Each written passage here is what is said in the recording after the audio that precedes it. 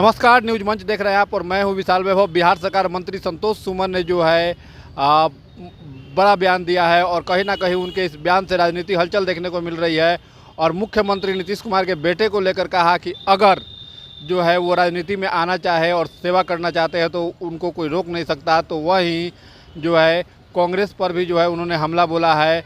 तो क्या कुछ कहा है अपने इस पूरे प्रतिक्रिया में संतोष सुमन, आपको छोड़ जाते हैं उनके इस बयान के साथ। बने रहिए न्यूज मंच के साथ। न्यूज मंच के लिए विशाल वैभव, पटना। खड़गे हैं, उन्होंने कहा है कि गंगा में डुबकी लगाने से क्या गरीबी मिट जाएगी। अब एक चीज साफ करते हैं कि किसी की जो आस्था है, इस लोकतंत्र है हमारा और हमें संविधान ये अधिकार दिया है कि हम कोई भी धर्म माने, कोई भी धार्मिक कार्य अनुष्ठान करें जिससे किसी को नुकसान ना हो। तो एक लोक आस्था सनातन धर्म है, उस पर उंगली उठाने का हमको नहीं लगता है कि मल्लिकार्जुन खड़गे जी का कोई अधिकार है। वो क्रिश्चियनिटी से प्रभावित हैं। उनके जो समझिए कांग्रेस पार्टी जो सर्वे सर्वा है वो क्रिश्चियनिटी में है, वो क्रिश्चियनिटी में विश्वास करते हैं, क्रिश्चियन उस चीज़ से उनका लिंक है। तो उस चीज़ को चाहते हैं कि यहाँ पर हिंदू धर्म नहीं बढ़े, यहाँ पर सनातन नहीं बढ़े, यहाँ पर लोग अपना धर्म को ना मान के क्रिश्चियनिटी को अपना, इसलिए इस तरह की बातें करते हैं। ये बात कर लेने से कोई फ़ायदा नहीं होने वाला है। हमारी एक आस्था है, हमारा एक स्ट्रॉन्ग बॉन्डेज है जो हम धर्म के प्रति है और यही धर्म ही हो जो हम लोग को एक करता है और एक भारत का भारतीयता होने का पहचान है। तो हम समझते हैं सब धर्मों को लोग यहाँ पर अपने हिसाब से काम करते हैं, पूजा करते हैं, जो भी कहीं मन्नत मांगते हैं, अपना अपना सबका तरीका। हम तो किसी के ऊपर उंगली नहीं उठाते हैं। राजनीति करने आए हैं, राजनीतिक बात कीजिए ना कि आपने 40 साल देश पर राज किया, आपने क्या किया इस देश को, देश की तरक्की में क्या काम किया, देश के उत्थान में काम क्या किया। आज हम लोग की सरकार है, एनडीए की सरकार है। आज देखिए कितना विकास हो रहा है, किस तरह से देश दुनिया में हमारे देश का नाम हो रहा है। तो हम समझते हैं कि अपनी नाकामियों को छुपाने के लिए लोग इस तरह की बात कर रहे हैं। महाकुंभ आस्था का पर्व है, ये 12 साल बाद आता है। आप देख रहे हैं कि 40 करोड़ जनसंख्या वहाँ जाने वाली है, जैसा कि सबका आकलन है। तो ये देश के 140 करोड़ में 40-50 करोड़ लोग वो आस्था में डुबकी लगा रहे हैं। तो हम समझते हैं कि 40-50 करोड़ और 60 करोड़ पूरे 100 करोड़ 140 करोड़ जनता का अपमान उन्होंने किया, उनको माफ़ी मांगनी चाहिए। आपके पिता हैं जीतन राम मांझी, केंद्रीय मंत्री, उन्होंने कहा है कि मुख्यमंत्री नीतीश कुमार को भारत रत्न मिलना चाहिए। आप कैसे देखते हैं?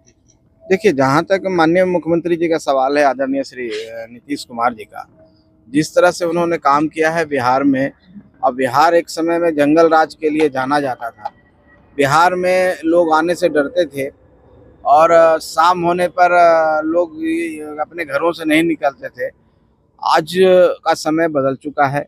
जैसे ही माननीय नीतीश कुमार जी ने बिहार में मुख्यमंत्री बने, आप देखिए हमारी बेटियां साइकिलों से घर से स्कूल जाने लगी और पूरा शांति हुआ। सब लोग अपना धंधा पानी शुरू किए। बहुत सारे यहाँ पर शोरूम खुलते थे और शाम में बंद हो जाते थे। किन्हीं की गाड़ी का शोरूम खुला तो गाड़ियाँ मंगवा ली जाती थी, शादी हो रहा है तो सारी गाड़ियाँ मंगवा ली जाती थी।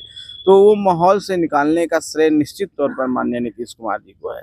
एक भागीरथ प्रयास है, एक बहुत बड़ा प्रयास था जो एकाएक अशांत बिहार को शांति की ओर ले गए। उसके बाद इंफ्रास्ट्रक्चर डेवलपमेंट, आप देख रहे हैं कि पहले बिजली नहीं आती थी, हम लोग छतों पर इंतजार करते थे, बिजली आती थी तो पूरे मोहल्ले में एक बार हल्ला होता था और सब लोग नीचे जाते थे सोने के लिए। अब उसी बात नहीं है। तो रोड आप देखें, बिजली के क्षेत्र में देखें, किसी भी इंफ्रास्ट्रक्चर के क्षेत्र में देखें, रोजगार की बात करें, नौकरी की बात करें, अब उद्योग धंधे भी बिहार में आने लगे हैं। तो सब मिला करके हम सुशासन का राज है, कानून का राज है और शांति है और तरक्की है। तो इतना इस स्टेट को, जो बीमारू स्टेट में गिनती था, उसको हम आगे ले जाने का काम कर रहे हैं। आने वाला 5 साल में हम समझते हैं डेवलप स्टेट के श्रेणी में हम आ जाएंगे। तो जो ये प्रयास है निश्चित तौर पर बड़ा प्रयास है और इसमें हम समझते हैं, हम भी मानते हैं व्यक्तिगत तौर पर कि उनको भारत रत्न मिलना चाहिए। विधानसभा का चुनाव सब नजदीक है और ऐसे में हिंदुस्तानी अवाम मोर्चा कितनी सीटों पर अपनी तैयारी? देखिए, फिर वही बात है, हम तैयारी हिंदुस्तानी अवाम मोर्चा सेकुलर पार्टी के तौर पर करते हैं। तो पार्टी तौर पर ऐसी कोई पार्टी नहीं है जो सब जगह नहीं तैयारी कर रही है, अपनी क्षमता के अनुसार। अब जितनी मेरी क्षमता है, हमारी पार्टी की जितनी हमारी हमारी संगठन क्षमता है, क्षमता का मतलब संगठन क्षमता है, हम सारे सीटों पर तैयारी कर रहे हैं। 243 सीटों पर तैयारी कर रहे हैं। 243 सीटों पर हमारे कार्यकर्ता हैं और हमारे लोग हैं और सब मेहनत कर रहे हैं। हम चाहते हैं कि ज़्यादा से ज़्यादा हम संगठन के रूप में मजबूत हों, संगठन का विस्तार हम सब सीटों पर करें। बाकी आपका जो इशारा जिस ओर है वो अभी समय नहीं आया। जब समय आएगा, बातचीत होगी, बैठ के जब सारी बातें होंगी तो निश्चित तौर पर आपको भी खबर करेंगे कि हम कितनी सीटों लेकिन पर। आपके पिता लगातार 20 से 40 सीटों की डिमांड कर ज्यादा रहे हैं। ध्यान कितनी सीटों पर रहेगा सर? जितनी सीटिंग सीटें हैं फिलहाल उस पे या फिर उससे ज्यादा? अब देखिए, आप लोग का तो इस तरह का जो सवाल है, अब इसको हम आप इसको किस वे में लेते हैं, चाहे हम इसको किस वे में ग्रहण करें, आपकी बातों से तो कुछ अलग ही बात झलकती है। हम उसको ही मीडिया में नहीं बोलेंगे, लेकिन इस तरह की बातें नहीं करें, अच्छा रहेगा। हम लोग सब समझते हैं, राजनीति में हैं, हम इतना ही कह देते हैं कि किसी गठबंधन में हैं तो विश्वास के साथ हैं, किसी गठबंधन में हैं तो विचारधारा के साथ हैं। और जब विचारधारा एक हो, जब जनता का सेवा करने आए हैं, तो कुछ लोग चक्कर में रहते हैं कि हमको कहाँ से फायदा हो जाए। तो उस तरह के चक्कर में हम नहीं रहते हैं, ना हमारी पार्टी रहती है। ये सीट का कोई मामला नहीं है। सम्मानजनक तरीके से सबका सम्मान अगर हो और सम्मान के साथ सबका समझौता होगा और निश्चित तौर पर होगा, तो उसमें हम लोग खुश हैं। बाकी जहाँ तक बात होगा, ये बात आपको कहने की जरूरत नहीं। हम लोग बैठ करके आज शांति से सब काम कर लेंगे, इसमें कहीं पर कोई इफ बट नहीं है। संतोष सुमन चाह रहे हैं कि चिराग पासवान को जितनी सीट मिले उतने आपको भी सीट मिले बिहार में। ये कौन कह दिया आपको? कोई तुलना ही नहीं होता है। हम लोग क्यों तुलना किसी से करें? सब अपनी अपनी अपनी बातें करते हैं। हम अपनी बात करेंगे, जब हम बैठेंगे तो अपनी बात करेंगे। हम किन्हीं से तुलना क्यों करेंगे? ये तो बात सही नहीं है। और जहाँ तक चिराग पासवान जी की बात है, चिराग पासवान जी भी अपनी पार्टी के लिए काम कर रहे हैं, अपनी पार्टी को आगे बढ़ाने के लिए कर रहे हैं। हम भी अपनी पार्टी को आगे बढ़ाना चाहते हैं। ये समय का फेर है, समय आएगा, धीरे धीरे सब हो जाएगा। आप निश्चिंत रहिए, आपको कहीं परेशानी नजर नहीं आएगी, सब आपको स्पष्ट कर दिया जाएगा। एक सवाल है सर कि मुख्यमंत्री नीतीश कुमार के बेटे निशांत कुमार को जो है वो राजनीति में एंट्री उनकी होनी है होली के बाद, ऐसा कहा जा रहा है, संभावना जताई जा रही है। आपको क्या लगता है? अब संभावना पर हम क्या बात करें, इसकी तो कोई जानकारी न मुझे है, और जिस दिन जानकारी होगी आपको स्पष्ट कर देंगे। और कोई भी व्यक्ति आज़ाद है यहाँ पर राजनीति में आने के लिए, कोई काम करने के लिए। तो माननीय नीतीश कुमार जी के जो बेटे हैं वो भी इसी समाज के हिस्सा हैं। अगर उनको इच्छा करता है कि हम कोई समाज सेवा करना है तो कोई रोक नहीं सकता है, उनके पिताजी भी नहीं रोक सकते हैं। तो उनके अपनी इच्छा पर डिपेंड करता है। जहाँ तक मैंने वीडियो देखा है और कहीं क्लिप देखा है, तो अध्यात्म की ओर जुड़े हुए हैं। उन्होंने तो साफ मना किया है। पता नहीं आप लोग किस आधार पर कयास लगा रहे हैं।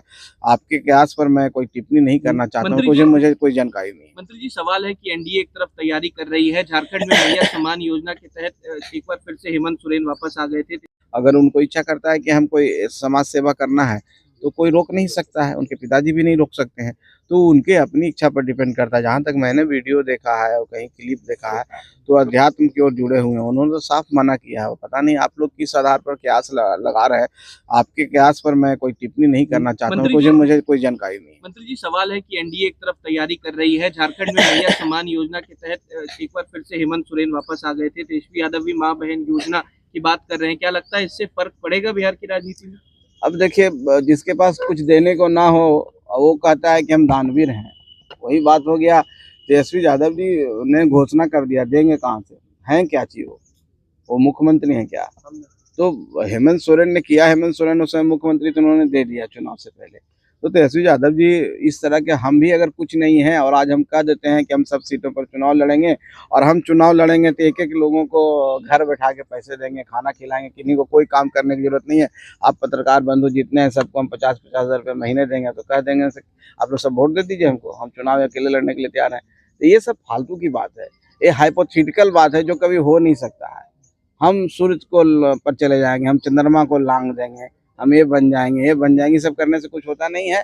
जनता का विश्वास जिसके साथ है, जनता का प्यार जिसके साथ है, आशीर्वाद, और निश्चित तौर पर वो जनता के लिए काम करेगा। तो हम लोग के साथ जनता है। आने वाला समय में हमारी सरकार बन रही है, प्रचंड बहुमत से हम लोग बन रहे हैं। जो देना होगा हमारी सरकार देगी, माननीय नीतीश कुमार जी देंगे। तो वो कहाँ है? वो तो कहीं है नहीं, 3 में न है, 13 में है। ठीक।